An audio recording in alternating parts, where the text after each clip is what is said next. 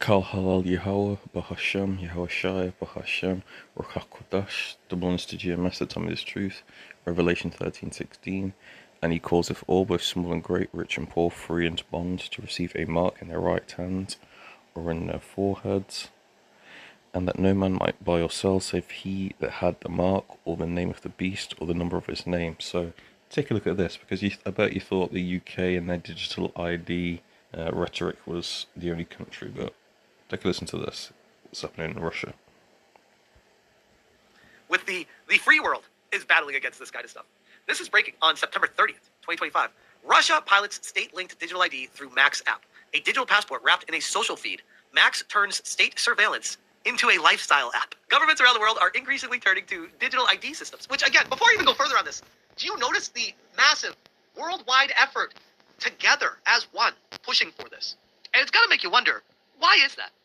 Russia is the latest example of how these tools can be tied directly to state control. The country has begun testing a digital identification feature inside Max, a messaging platform created by vKontakte and tightly aligned with the government, which I know should shock you all. This is what it's referencing when it says that. Russia pushes state-backed messaging app, Max, as it moves to ban WhatsApp.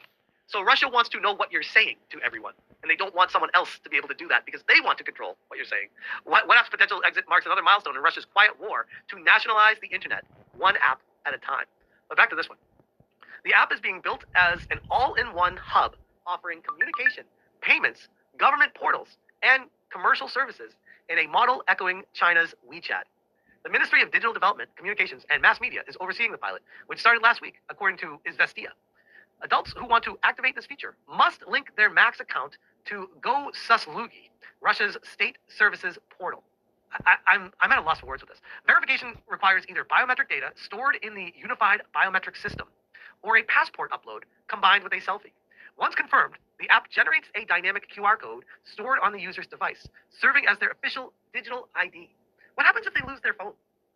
What happens if someone breaks into their house, unlocks their phone with the person looking at them, murders them, and then uses that to access everything? Like there's so many and that's like the extreme case, but I'm just saying there's so many ways around this where there's no way to know that the person holding the phone is the person that owns the phone. I guess is my point with it. There's no way to do this unless they start inserting chips into people's bodies, which I guess just give that one time. But there's no. So there you go. You just said it. You just said. You gave an example of where they'd break in, use somebody's face to unlock their phone, etc. He said, and then he said, "Oh, next would be they introduce chips into people." So there you have it. This is the times we're in. At certain times, it feels like nothing was happening in terms of digital ID, but now it looks like all countries pressing forward with digital ID because we're in those end times. We're in the Revelation 13 and 16, where they're going to start to push that MOTB.